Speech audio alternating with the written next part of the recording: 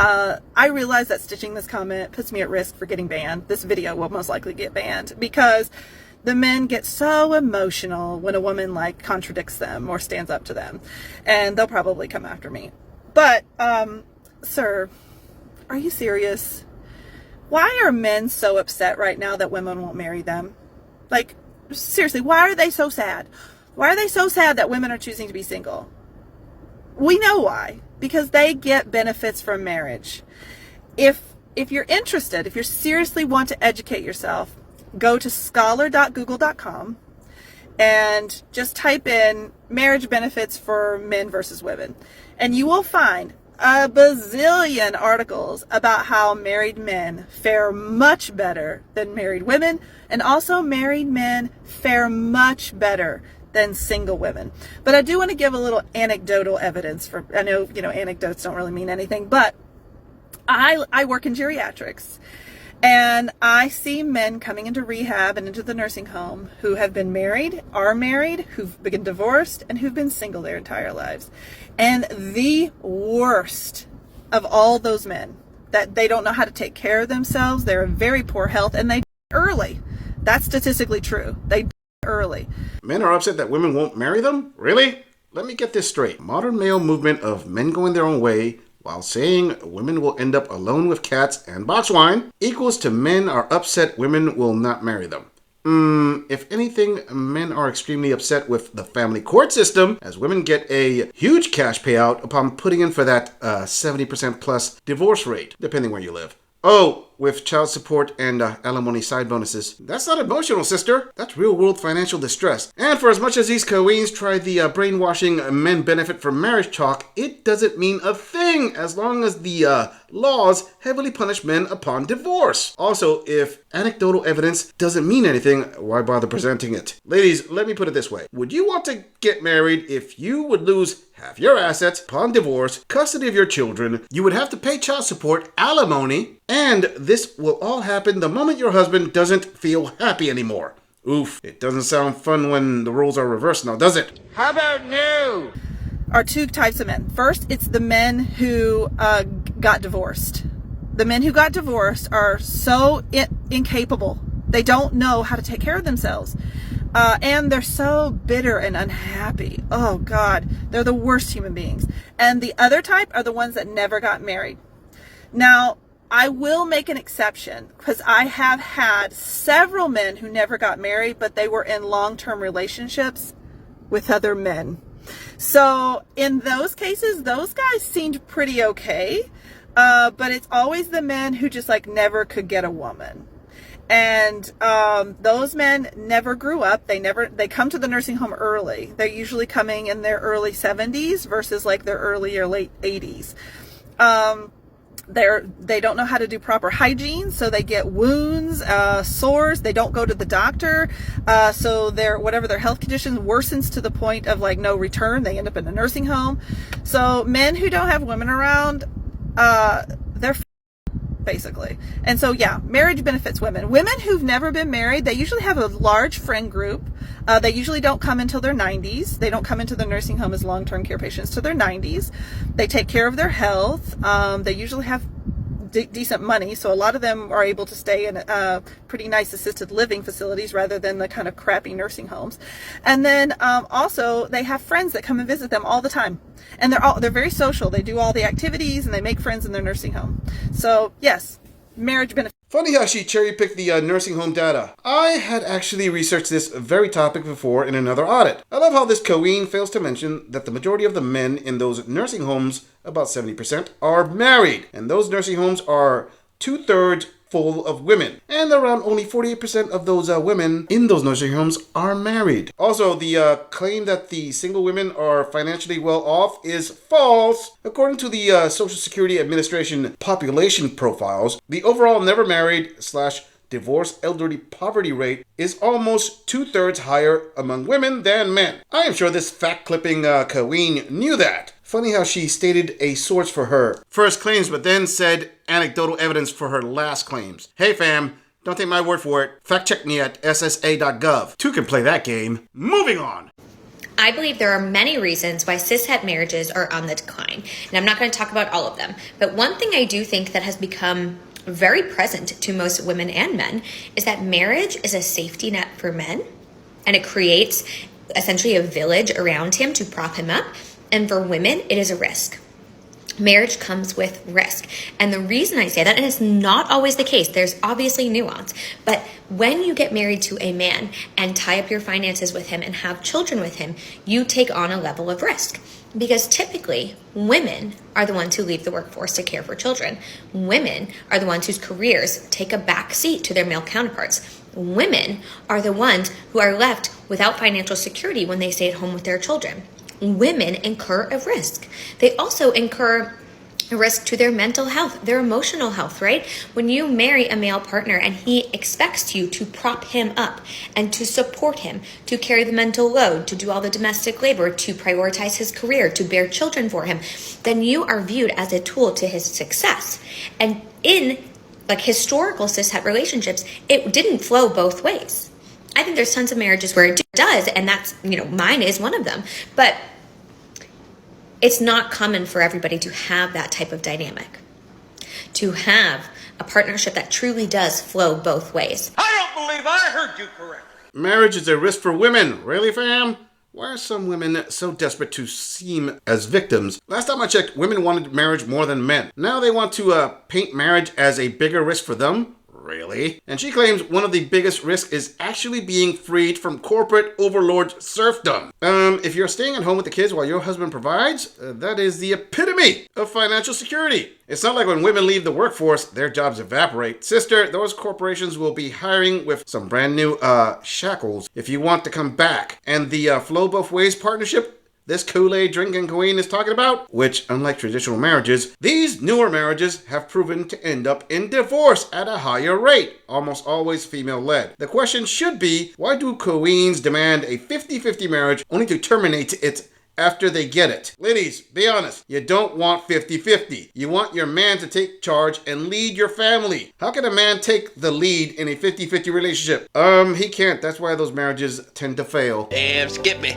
Where you both have financial security, where you both have emotional security, where you both have ample opportunity and support to achieve what it is you want to achieve. So there's tons of data around the fact that men who are married live longer and women who are married live shorter lives, and women who are single live longer lives. Women who are single tend to be happier, right? There are these statistics, and men who are single are less happy.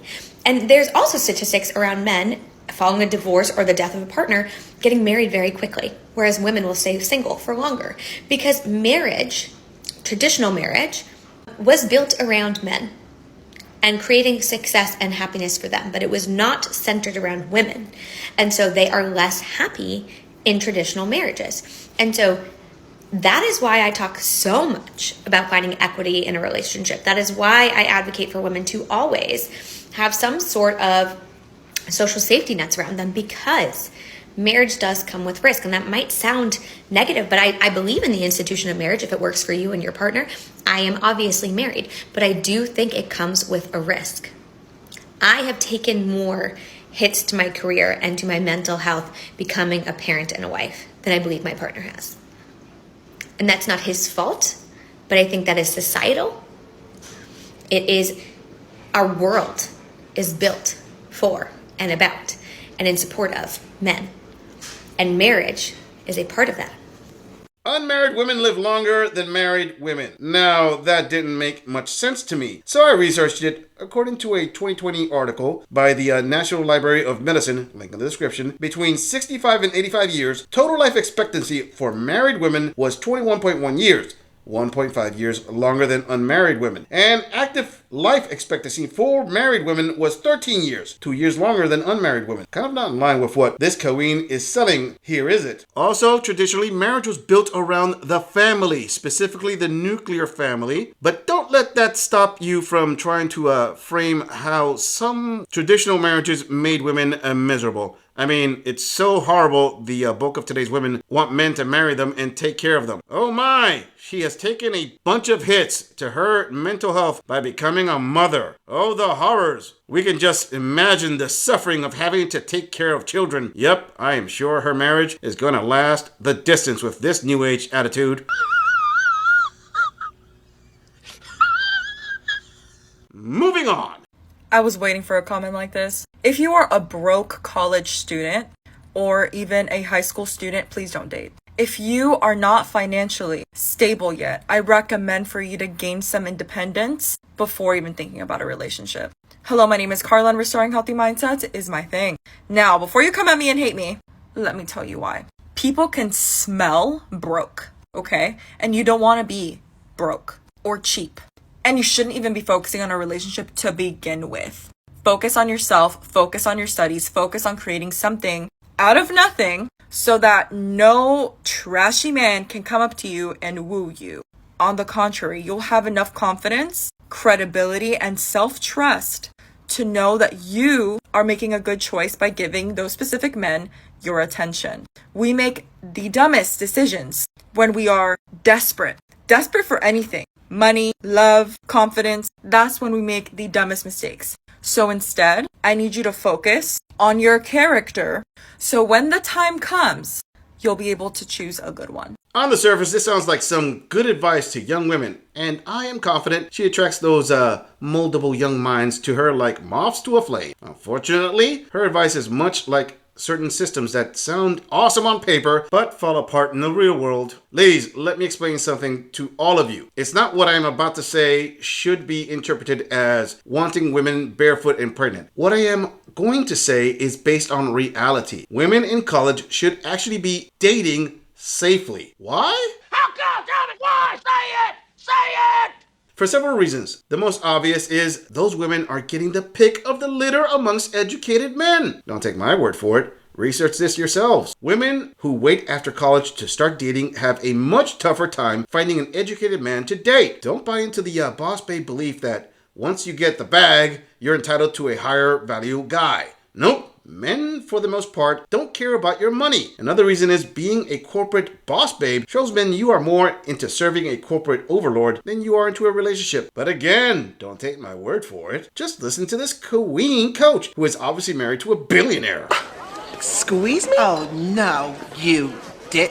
Moving on. Do not settle for a 50-50 man. I swear to you, you will pay for it for the rest of your life if you do. First of all, let me just say how wonderful it is to date a man with a provider mindset. My man makes me feel so taken care of, safe, and protected, like he would never let anything ever happen to me. He knows that I can cover my own tab and pay for my own things, but he wants to, without expecting anything in return. For my man, who I'd consider high value, my sincere gratitude and warm smile is all that he needs. He has told me that my happiness is the most important thing to him, and that seeing me happy makes him happy. I don't think that saying, happy wife equals happy life, came out of thin air. When women are able to show up as relaxed, satisfied, and happy, this feeds back to everyone around them. And when I feel taken care of, I want to give back and make sure that all of his needs are also met. Now, let's put the present aside and talk about what's at stake in the future. I am someone who thinks about the future very often, and I have a clear vision on what I want my future to look like. I don't know about you girls, but I eventually want to start a family with my partner. So it's only natural that I want to date a competent man who has the emotional and financial capacity to become my husband someday. Don't settle for a 50-50 man. You will regret it. My young upbeat queen, how do you know that exactly? I mean, 50-50 is a female relationship invention, not a man's invention. Can we say this young queen is conscious the new age 50-50 style relationships are destined to fail? Has she actually been paying attention? I'm going to venture to say yes, as you can notice she doesn't use the degrading PC term of my person when referring to her man. Take note, ladies, men want to be recognized as being a man, not some dishwasher safe label. If you didn't get the memo, respect your man with the proper pronouns. I would love to say it's wonderful this woman wants a traditional marriage, but I am going to offer some game to my younger male viewers. Don't go by a woman's words, go off her actions. What I mean by that is, if she claims she wants a traditional marriage before you put a ring on it, spend $500 with a lawyer to get a solid prenup to include low and cash out prizes if she decides later her feels have changed, so she wants to be modernly liberated now. If she has an issue signing it, she isn't that traditional now, is she? How dare you? No one should dismiss the fact that being a wife and a mother is a full-time job. If I have a choice, I don't want to have to worry about going back to work quickly after I give birth to make ends meet. I don't want to take full responsibility for childcare and household management and also half of the income. It isn't fair to be all of the women and half of the man. Also, realize that pregnancy is not 50-50. He can't put in 50% in carrying the child, giving birth, and breastfeeding. However,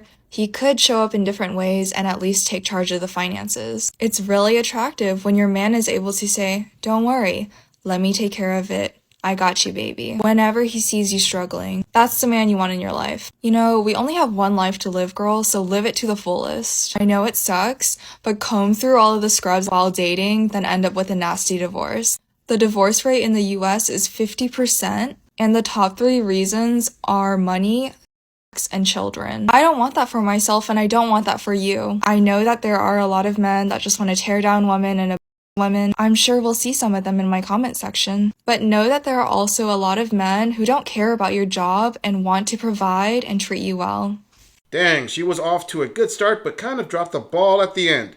I'm sorry, ladies, but she made it sound all about me, and it's so tough to be me. She touches the 50% divorce rate, while failing to mention those divorces are overwhelmingly female-led, and overwhelmingly because women demand more financial stability from men, but bounce the moment money gets tight. Oh, poor her. If she puts in for the divorce, it will suck for her, but be wonderful for the guy, apparently. Again, to my younger male viewers, you don't have to marry her in order to start a family. If you're going to involve the government in your business, remember, a 5C-note prenup now can save you 50 grand later. Either that, or you are a glutton for punishment. I'm just saying, if you enjoy this audit, click on the video in the end screen for more content. If you would like to support the channel, please follow the link in the description to donate to our beer fund, or like, subscribe, and share this video on other social media platforms. If you agree or disagree with anything about this audit, please let us know in the comments. I'm going to leave this audit right here. I'll see all of you in the next episode.